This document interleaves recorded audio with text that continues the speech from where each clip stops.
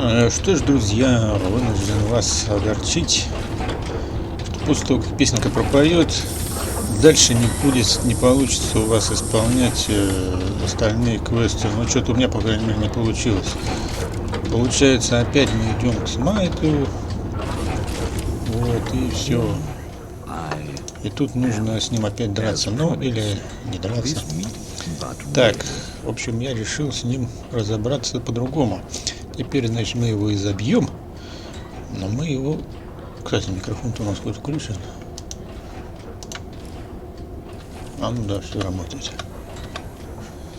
В общем, мы его...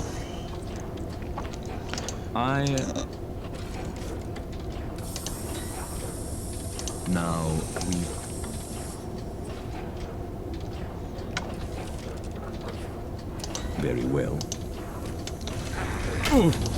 Единственное, что я не посмотрел, если оставить его в живых, что будет. А, да, извините. Пока что мы там деремся, это все очень долго будет. Встретимся перед самым его, ну, перед выбором, когда там его либо отпустить, либо убить, либо помочь ему.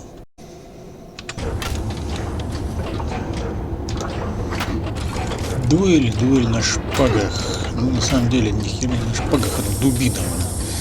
Честно говоря, могли бы заниматься и поработать, как, например, носить колы, там, я не знаю. По сути же дерутся на шпагах. Критическая атака. Блин, он еще отбил, что ли, критическую атаку? Да. Это вообще не работает. Ладно. Да когда ты сдохнешь, ты надоел. Жалкое подобие человека. Сдохни, робот. Или какой-то там синт. Это по сути робот. Ой. Так. Теперь мы спасем его. А, лёгкий. А, ну да. Чувак упал. Ну шо? Давайте спасем, посмотрим, что будет после этого.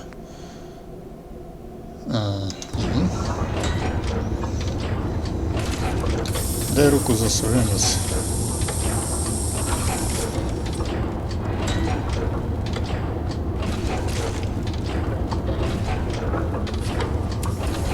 А, ну и дальше, видимо, видео будет. А, боже мой.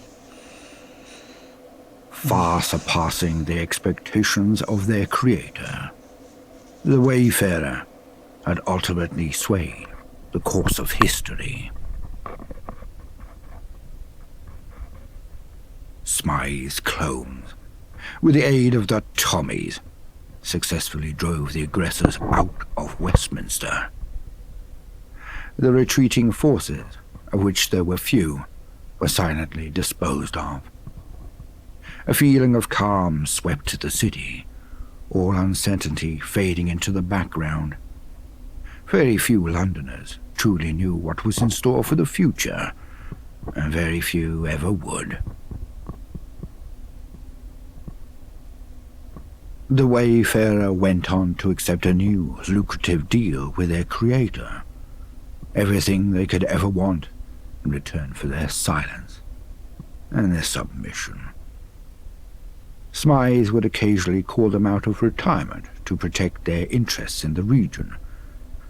But save for these infrequent disturbances, they were set for life.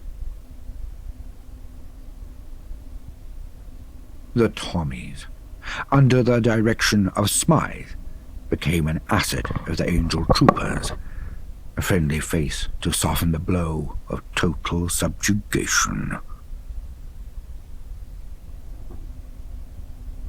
With Pitta Дэвиса at the helm, the Roundels rebounded. After cleaning up the few straggling hooligans, their club sprang back to life, though with tamer partying, because, thanks to a newly, mostly sober Davies. The Pistols of Camden would remain individualistic to the end, fending off attempts to seize power in the borough for as long as they could.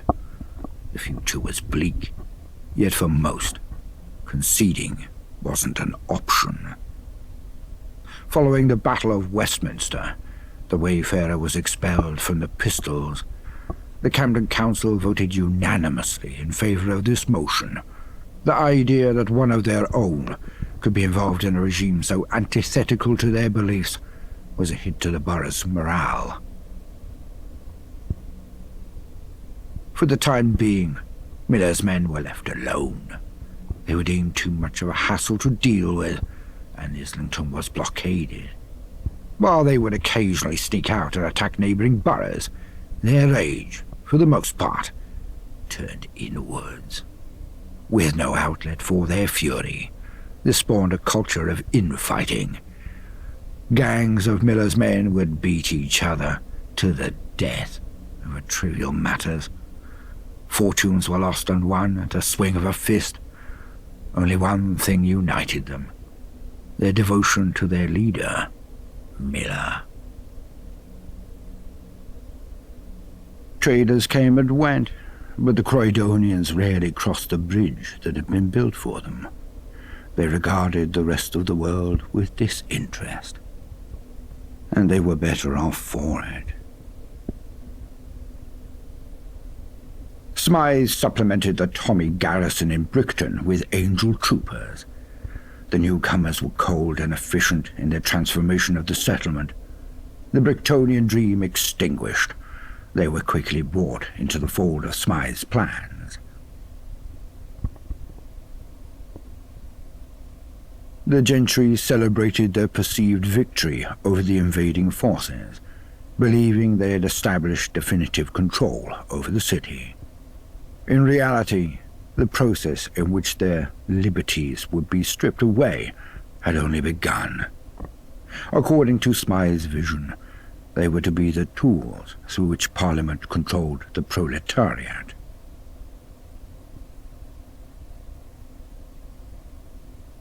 The vagabonds surged in strength under their popular leader, gaining wide control over East London. For those that were part of Sebastian Gaunt's growing cult following, it was a golden time. For those who were formerly with the Syndicate, or suspected of being so, dark and bloody days would come. The Thamesfolk decided they'd had enough of the disappearances. A movement formed to leave London for good. Those who stayed behind did so forever, looking behind their backs. Archie, like many young men, struggled to find his place in Old Blighty. Never truly at home, he wandered the waste searching for a place to hang his head. He saw the world, or what was left of it, but always traded a comfortable bed for a new horizon every chance he got. Mad Jack returned to the only place he could ever truly call home, his gym. The crusade against the shadows of his past was not marked by the fall of his enemies, but the rise of a new Mad Jack. Once a mere haven for his own tortured psyche, the gym evolved into a sanctuary for the forgotten and neglected souls of London. Here, he imparted lessons not just in physical strength, but in the virtues championed by the Wayfarer. And so, the Wayfarer's journey came to an end. But it was not the end of history, only the beginning. Because in mankind's pursuit of power, there is no price too high, no life too valuable, and no ideal too sacred. Because war never changes.